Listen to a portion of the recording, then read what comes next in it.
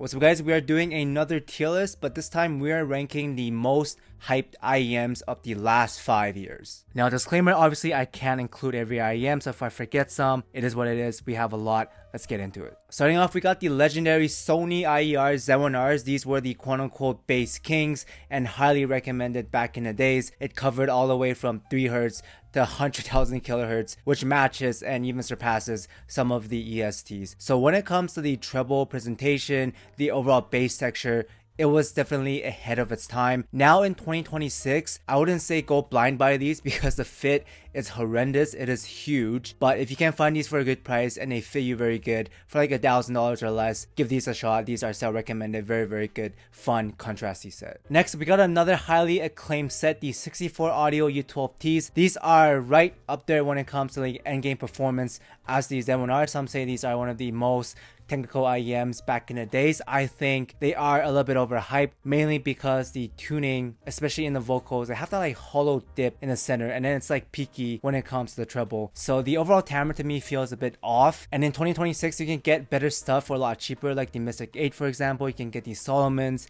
if you want something bright and highly technical. So for me, these are a skip because I think there are better options available, and I do think that value-wise, they are a little bit overhyped. Now, after those two, we got the ANOLE VX, which is the last one of the big three when it comes to endgame IEMs. And the VX is the most technical and detailed out of those three. And when it comes to tonality, I do like the Z1R better, but I would say the VX is slightly better than the E12T in my opinion when it comes to timbre and stuff like that. So I'm going to place it above the E12T, but I wouldn't say it's a value monster, like it's 3K, right? So I can't really just blindly recommend it. I would say get these on sale because they are still very technical. Next, we got the THIEAUDIO Monarchs, the Mark 1s and the Mark 2s. The Mark 1s is more of a clean, neutral sound signature. It was very technical back in the day. It's still pretty technical even now. And as for the Mark 2s, these are still an endgame vocal all-rounder set. They balance the female vocals and the male vocals perfectly. Overall, I would say for the Monarch Mark 1s, try to get these on sale. You can't really buy these, you know, retail anymore. So try to find these for like 400, 500 bucks used. I think they're still pretty technical if you want a clean, balanced, more neutral kind of approach. Then as for the Mark 2s, these are still very good, even new, even retail.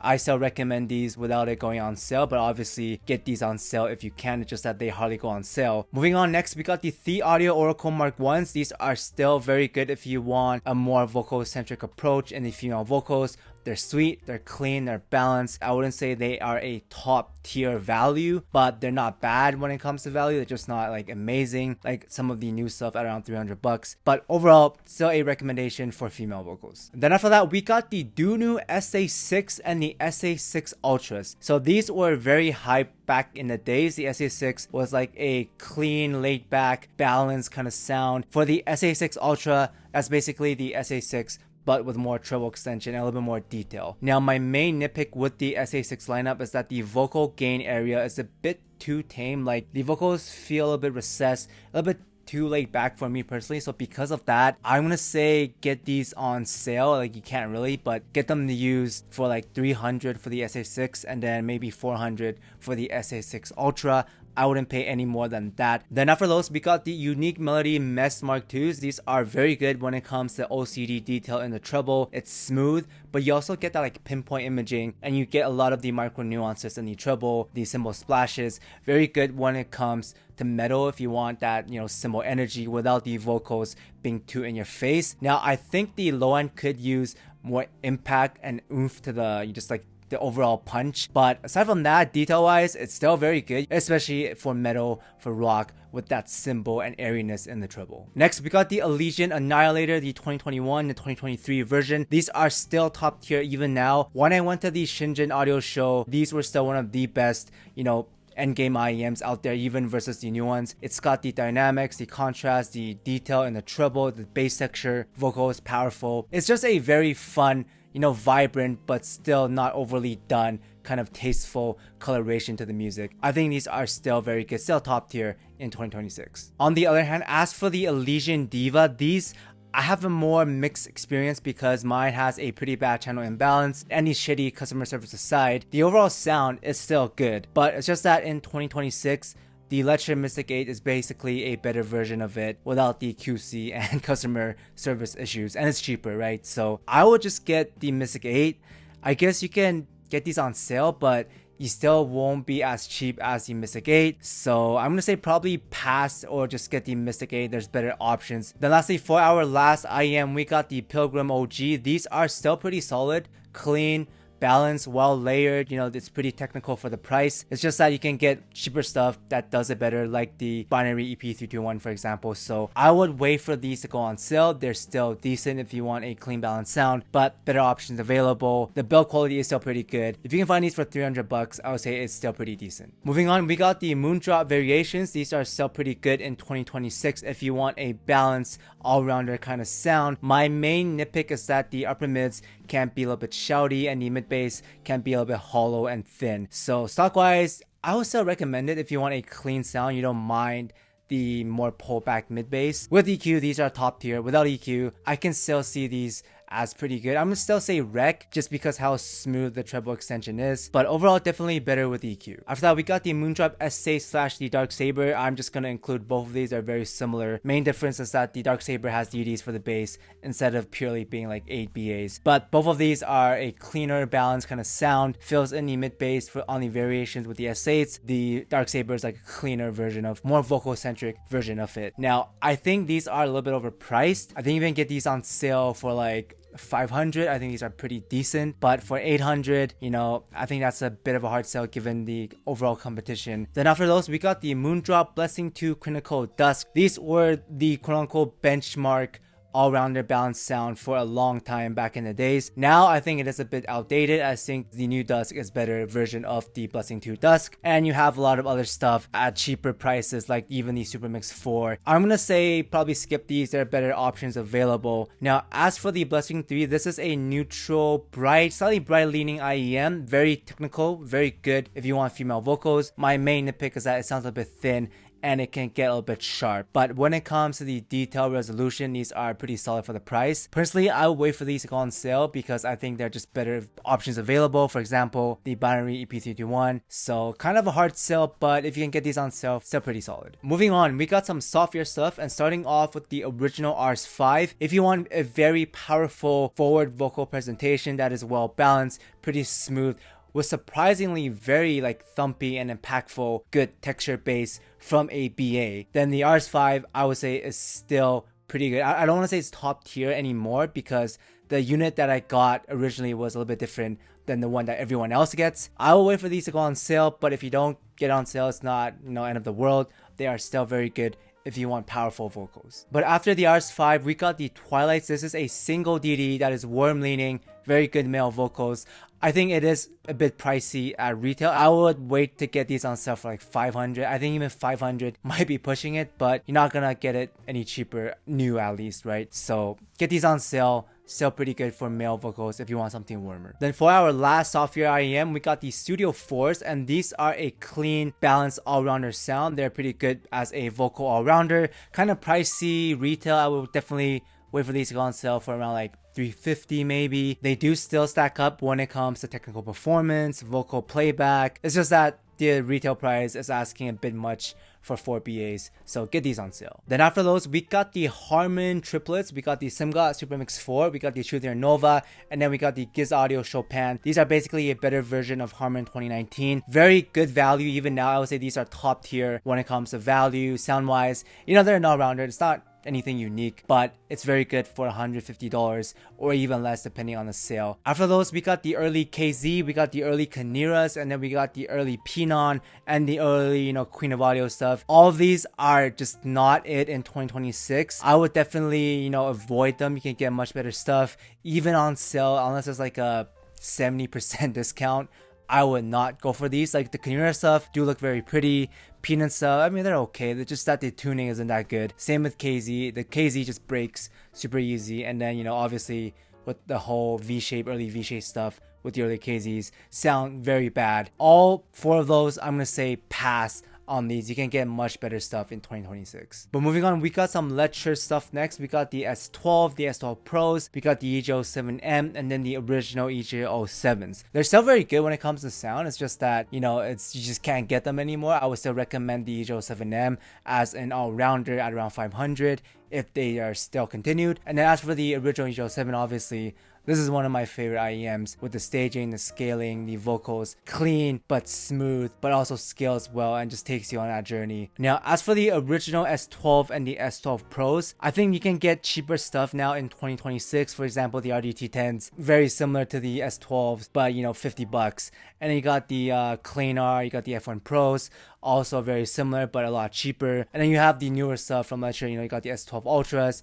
you got the STRELLAs, which are just like better for a little bit more, but worth the upgrade when it comes to the pricing. The tuning on the original and the Pros were also a little bit bright leaning, not as refined as some of the newer planars, especially when it comes to timbre. So because of that, I'm gonna say skip, because there are better options available. Next, we got the original 7Hz Timeless and the original HIDIZS MP145. Both of these were benchmark planars back in the day. I think the HIDIZS MP145 is still pretty good. It still holds up when it goes on sale in 2026. It's a pretty good all-rounder, not as technical, I guess, as the newer stuff like the STRELLAs, the CG20s, or the MP145 Pro. But as for the original Timeless, these are a bit outdated. I think you can get the RDT10s for $50. Basically does the same thing. And then you also have the newer stuff at around the same price, like the STRELLAs. You got the Timeless 2, right? You even got the ET142, which are all going to be more versatile and better in the detailed performance department, and the planar and the driver, right?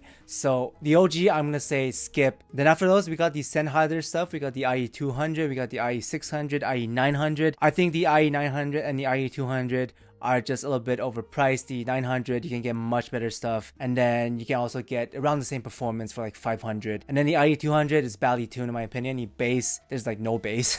The impact, the texture is not there. It's very laid back, very inoffensive. It's comfortable to wear. Like all these SENHEISSER stuff are comfy when it comes to the fit, but when it comes to value, those two are not that good, so I would put them in the better options category. Now, as for the IE600, these are basically just as technical as the IE900, but just a lot cheaper and more vibrant in the sound. The treble on the graph makes it look like overly bright, but when you actually listen to it, it's not that bad. Has to do with the chamber and how the, you know, DD and the vent is designed. But these are still pretty solid. Just get these on sale. I think they're still pretty expensive for like what, $700 retail. If you can get these on sale for like 500, 400, I think these are pretty good. Now after the SONY stuff, we got some full IEMs. We got the Performer 5, we got the Magic 1, and then we got the Explorer. Now for the Performer 5, this is a slight V shape. It's contrasty, it's vibrant, it's dynamic. You know, it's not that smooth. It is slightly in your face. You know, it's like a fun type of sound. I think these are still pretty decent once it goes on sale. But retail wise, when it comes to value, performance, refinement in the treble, you can get better stuff. Now, as for the Magic 1, I like it for a male vocal centric sound because it does have that body, but you still have the extension in the upper mids. The treble is smooth. Overall, it's very good for a single BA, but it's just that when it first came out, everybody like hyped the shit out of it. And then I got blacklisted because my review of the Magic 1 wasn't that positive. But yeah, I think they sound fine. It's just that the price, you know, for a single BA, $100, you know, it's a kind of a hard reach. Get these on sale. And lastly, we got the Explorer. I still recommend these a lot even now if you want something that is higher scaling, good for high volumes, you like to turn your music up, very good for rock, you know, hip hop, metal. It's bassy, it's smooth, it's not gonna get fatiguing and sharp when it comes to the treble. It's not the most detailed and technical, like value wise, I wouldn't say this is top tier, but I would still recommend this if you want that high scaling set. But speaking of bass, we got some FATFREQ stuff. We got the MAESTRO Minis and the SCARLET Minis, as well as the HBB DUSK. I know this is a bit newer, but I'll include it anyways, like why not? Now, as for the MAESTRO Minis, these have a lot of bass quantity. They have also a pretty boosted treble extension, so they can get a little bit sharp when it comes to the energy level. I think they're pretty fun. For $500, $600, I think it's definitely overpriced. If you can get these on sale for 300, I would say go for it, but you're most likely not. Like the Punch Audio Martellos is basically a better version of this, and then you got the HBB Punch, which is also a better version of the Martellos, and that as well. So yeah, I'm probably putting the better options available. Similarly, the Scarlet Minis is also going to the better options tier because it's even bassier than the Maestro Minis, and it's even more expensive. And the worst part is that the sub bass kind of distort the vocals depending on the song because there's just too much boost. Like, it's just overwhelming, gets in the way of the vocals, the mid-range. And for like $700, I think these are just like way overpriced. And again, a lot of better options available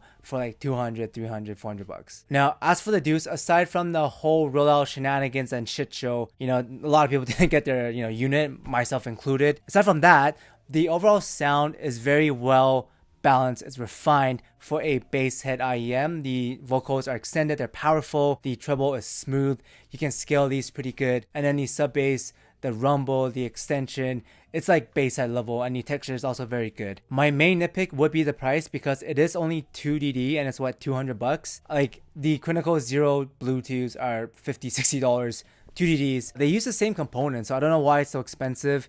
They're still fun to listen to, just that I would definitely wait for these to go on sale. Get them maybe around like 160, 150. I think at that range, if you want a niche bass headset, sub-bass focused bass headset, these would be still pretty solid. But speaking of the Bluetooth, we got some TRUTHEAR IEM next. We got the Red, we got the original Blues, and then we got the HEXAs. Now, starting with the Red, this is a very balanced, laid back, vanilla, safe, all-rounder kind of sound. You do have a bass switch, but in my opinion, it does lack some texture, some detail, and then also it's just kind of dead and boring in my opinion. A lot of people call it boring, and I do agree with that sentiment. But overall, I think it's just a little bit too boring and too safe for me, and the texture, the detail, the wow factor is not really there. In 2026, you can find a lot better stuff for like $20, $30. So because of that, I'm gonna say skip on these. Similarly, the Blues would also go into the better options tier because the Bluetooth is a better version of the original Blues. It is better than the Red in the sense that it's more detailed, it's a little bit more colorful, a little bit more textured in the bass and just the treble, the imaging. But I think for like $50, I think it is still a bit much. If you can get it for 25, I would still say it's fine, but I doubt you're gonna get it new for 25. So because of that, I'm gonna say just skip on these. You can find better stuff like the Lua Ultra, for example. After those, we got the TRUTHEAR HEXA, and this was the benchmark clean, balanced, slightly neutral leaning set back in the day. Very good value when it first came out. I think it still holds up in the technical department at around its price. It's just that the sound is a little bit too clean in my opinion. It's a bit thin, can get a bit sharp when it comes to the treble. Not that musical. Again, it is more monitor like when it comes to the tonality. For the price, I think it's okay. I think you should get these on sale because they are still pretty decent for a balanced, clean sound. And then lastly, as for the SPEEDRUN, obviously I think these are still very good in 2026 for a bassy all-rounder that is very detailed, very extended in the treble. It's contrasty, it's vibrant, it's colorful, it's fun. Obviously, I'm not going to rank it as my own collab, but give these a shot if that's your thing. Aside from that, thanks for watching. This has been a very fun ranking tier listing. If you guys want more, let me know in the comments. Obviously, I probably missed a lot of them. I can't have all of them because there's just too many. But yeah, I hope this was fun. Thanks for watching. I'll see everyone soon. Special thanks to Mr. Dom Q, Zenu, B. Urac, Walker Standard, User, Scressa, Guava Juice Bane, Polly J, Mr. Gorilla, CT Jax, Henry Claudia, Son of a Horse, 777ZK, PM The Wizard, Obi, Treble Well Extended, Matt Herc, TR8, Shembakle, FKSRG, Cousin Fat Fat, Tomat Pat for Shake, Atwell, Addy, Michael, Trackstar, Raphael, Ori, Ryan, Juniper, Nadim, Chimika, Raj, Javier, Gelbog, Ocean, BC Knight, AK131, MN Gelato, Unbalance, Vitor, Tuna, JRX, Samuel, John Simon, Archie, Forrest, Ninja Watcher, The Audio, Brennan Fish, Sir Eisen, JPLA, Partly Timed, Blue Nerd, JJ, ATG, Firuto, Geranium, Derek, Spinner, Gwizlo, Vlad, LCD, Connor, Prala, and Kelvin. Thank you guys so much for the support.